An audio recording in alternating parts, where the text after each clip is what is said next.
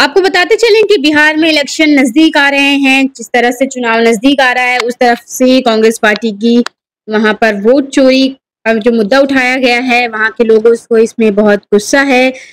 वहां पर एक स्पीच देते हुए, एक प्रेस कॉन्फ्रेंस करते हुए सचिन पायलट ने भी इस बात का गुस्सा दिखाया है। बोला कि किस तरह से वोट चोरी हो रहे हैं, किस तरह से कांग्रेस पार्टी के वोट काट दिए जा रहे हैं और किस तरह से वोट इलेक्शन कमीशन इस पर चुप्पी साधी हुई है। आइए देखते हैं कि सचिन पायलट ने और भी क्या कहा है। हो रही है। निश्चित रूप से बिहार के चुनाव भी बहुत दूर नहीं है, तो काफी कुछ प्रकाश उस पर भी डाला जा रहा है कि कांग्रेस पार्टी का अगले कुछ हफ्तों महीनों में क्या हम लोगों का रोल रहेगा, क्या हमारा स्टैंड रहेगा। लेकिन कुछ बात इस मीटिंग में जो उभर कर आई हैं वो देश को भी समझना बहुत जरूरी है।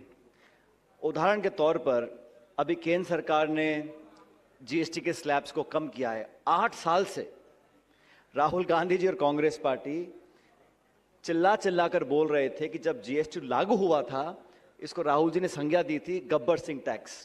लोगों के जीवन को, लघु छोटे दुकानदार उद्योगपतियों के जीवन को जटिल बनाने का ये एकमात्र उपाय था जो नरेंद्र मोदी जी ने लागू किया। आपको ज्ञात होगा जब जीएसटी को मनमोहन सिंह जी लाना चाहते थे तो बीजेपी ने पुरजोर विरोध किया था, सिर्फ विरोध करने के लिए। जब सरकार बन गई तो पार्लियामेंट में रात के 12 बजे बटन दबाकर बहुत बड़ा शो किया कि हमने बहुत बड़ा एक आविष्कार कर दिया। 8 साल लग गए गलती को सुधारने में और अब इसको रिफॉर्म की संज्ञा दी जा रही है। आपकी जो 8 साल की गलती रही, लाखों करोड़ का नुकसान छोटे उद्योगपतियों को, मध्यम वर्ग के लोगों को हुआ, उसको आप अब ठीक कर रहे हैं तो पीठ थपथपा के उनका धन्यवाद ज्ञापन हो रहा है, महिमा मंडित किया जा रहा है।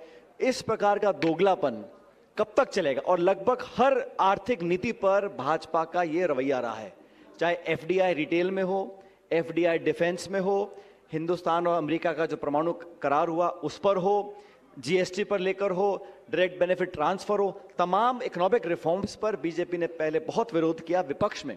सत्ता में आने के बाद सब कुछ बदल गया। तो ये दोगलापन है, ये अब जगजाहिर हो चुका है। और